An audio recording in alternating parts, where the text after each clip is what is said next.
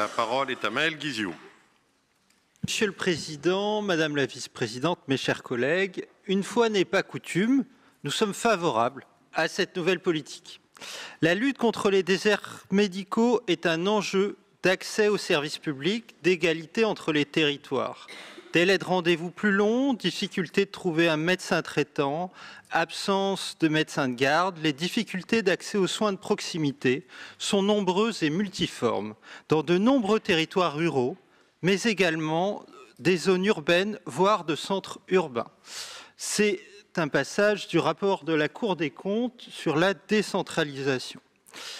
Je tiens d'ailleurs à pointer le fait que la densité médicale dans certains quartiers populaires de zones urbaines est elle aussi qualifiable de désert médical, quand on pense au quartier de la Bourgogne à Tourcoing ou à certains quartiers de Roubaix ou de Lille. Dans son rapport sur la décentralisation, donc la Cour considère que l'intervention des collectivités est pertinente lorsque l'aide conforte un projet médical solide et l'engagement effectif des professionnels de santé.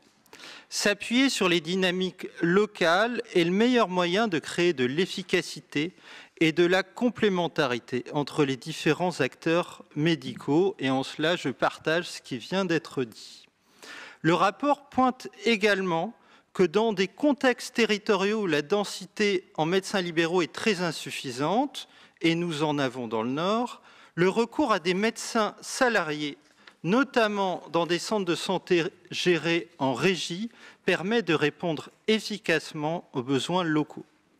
Ce salariat de médecin peut être positif pour attirer dans les zones en désertification médicale.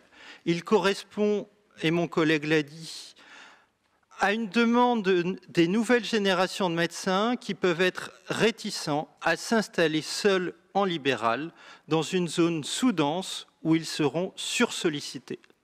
Le salariat permet également un équilibre entre vie professionnelle et vie familiale plus aisée. Nous avons noté en commission que le département envisage de s'appuyer sur les internes et externes en médecine, ce qui est une bonne chose.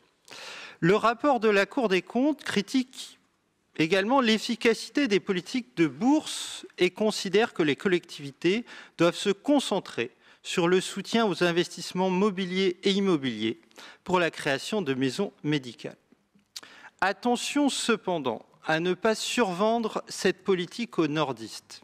La pénurie de médecins fait qu'il y a un risque que la montée en puissance du dispositif soit lente et décevante. En effet, les effets de long terme de la politique délibérée de numerus clausus mise en place par des gouvernements de droite, mais aussi socialistes, font que la pénurie de médecins ne va que s'aggraver dans les 10 prochaines années. La presse se fait d'ailleurs l'écho de difficultés de certaines collectivités à mettre en place des maisons de santé, par exemple dans un article de La Voix du Nord de février dernier. Pour mettre en place cette politique, il est nécessaire de développer une collaboration positive avec l'ARS, point qui reste particulièrement complexe, comme l'a démontré la mission d'information et d'évaluation sur l'APA.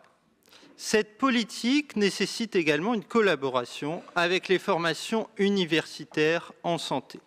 Nous voterons donc pour cette délibération en espérant une mise en place efficace. Je vous remercie.